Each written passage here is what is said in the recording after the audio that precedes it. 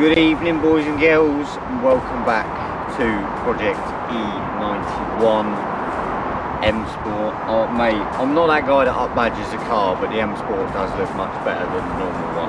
So, reason for today's video, I've come to a little car park. It's nice and quiet.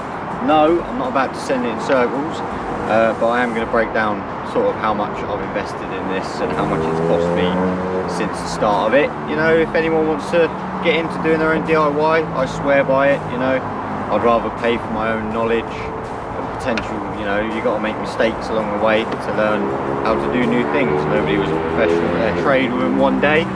So yeah, I like to do things myself. So let's start out the basic cost of the car. I bought a 2008 BMW 318D with 145,000 miles on the clock, 2-litre turbo diesel. I paid £2,000 for this car. I've had it now for about 2 months, and I love it. I really do love it. So yeah, let's break down sort of where it starts, how much things cost, and what I've done to it so far. So one of the first things I changed on the list as soon as I got the car, I knew I wanted some MV3 alloys. So I went on the hunt for some.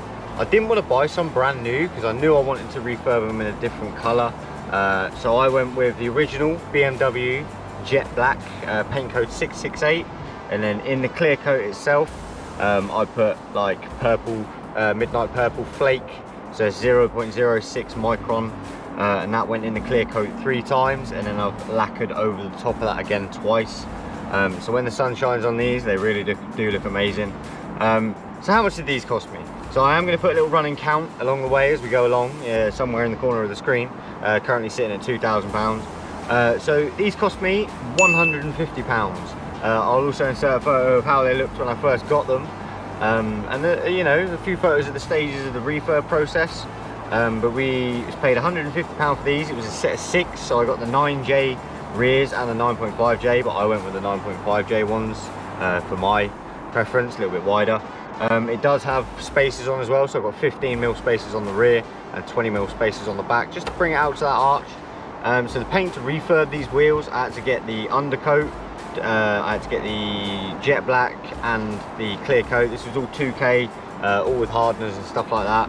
That was about £109 for that. Already had the compressor and spray guns. So yeah, invested in the wheels, it was about £250, but I've also got enough paint to do them 20 times over, and I've gained the knowledge to do it myself again if they get curbed. So yeah, it was about, yeah, so 150 plus 109, and then some time invested. So the second thing on the car I changed, I did have a universal induction kit on here to start with, one of them janky £30 ones you get off Amazon. Don't get me wrong, it did fit. It's just a 3-inch induction cone, so it went on there a treat, but it didn't sound too good.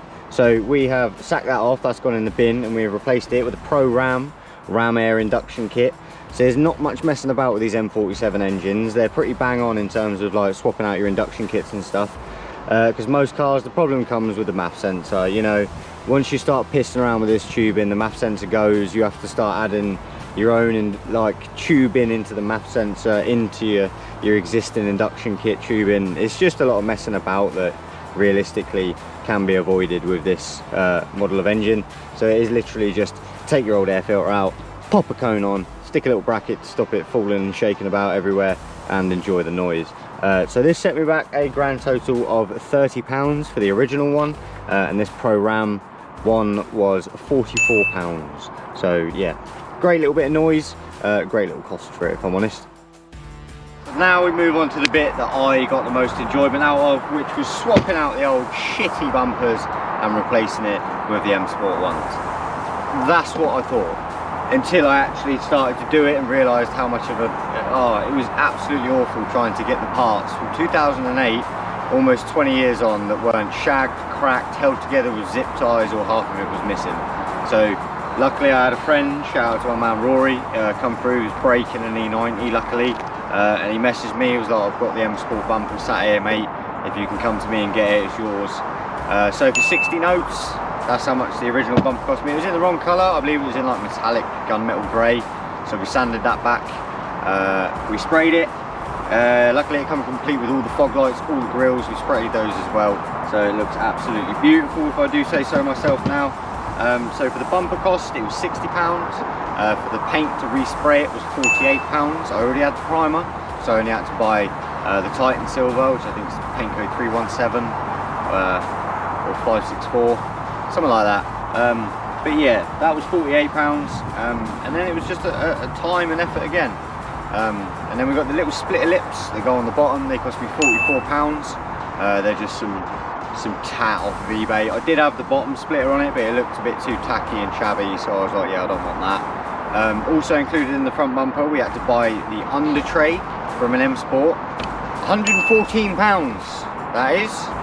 Because you don't want to buy one second hand. Like the fittings are all cracked, buckled and bowed from that year, so we had to get another one of those in replacement, because the bumper fixings are different. On the original 318D front bumper is side mounted, so the fixings go straight into the side, whereas the M Sport's front facing, so you needed to replace the arch liners as well. I bought those brand new as well. That was £48 a pair of those. They were a pretty easy fit, straight on, straight off. And then just for a bit of security myself, like the under tray does fit nicely, but I also bought a little plastic supporting bracket that goes between the under tray and the bottom of the bumper, and secured that with some self-tapping screws. That was £10. It's just a little piece of plastic. And then the final finishing touch to the front bumper, I had to convert the fog lights. So the original fog lights in the 318D front bumper are H11s. The conversion doesn't go in. You could still run those fog lights and jimmy rig them into your fog light mounts, but it's really not ideal. You can pick up a kit to convert it for about £5 off of eBay. It's just a little cable that goes into the end of your fog lights, and then you can attach the new bulbs into it.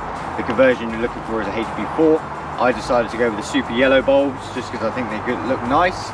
Like, I like when people have like DRLs on their car when they have the daytime running lights and stuff. They look really nice. I'm looking to get the halos done on these as well, but I'm not a guy that's about to spend £250 on a set of headlights, regardless of how much I pissed up the wall on my cars. But yeah, so total cost of the front bumper, £60, £44, £10 for the fog lights, and then yeah, £48 for the paint and some time and effort. So the next little bit I did was I added a SUNSTRIP to the windscreen. I believe that cost me like £8 off of eBay. And then I got my logos printed. I offset it, so I did a gloss black SUNSTRIP, and then I put my logos in matte black and put those on the SUNSTRIP as well.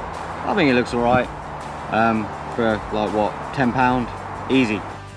So another little miscellaneous bit was spraying both the wing mirror caps in gloss black as well. Again, that was just spray paint I had lying around, so let's just throw a £5 figure up for that one. And then, as any car should have, the wind deflectors.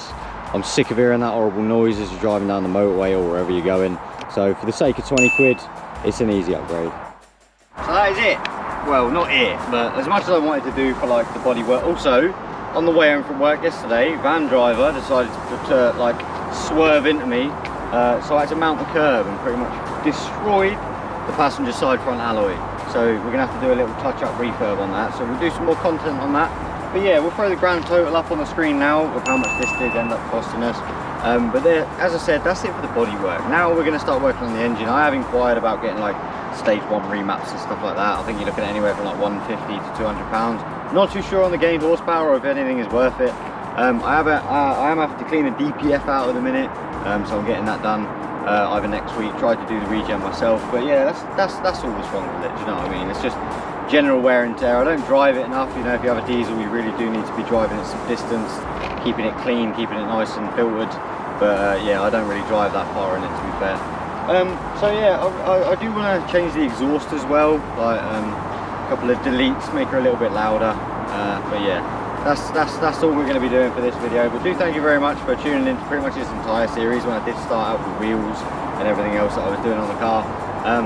But yeah, what should we do next? Drop it in the comments what car you want us to get next, or what you want us to do some stuff to. I've always wanted a Mark IV Golf, so let's keep that one in the back pocket. Cheers.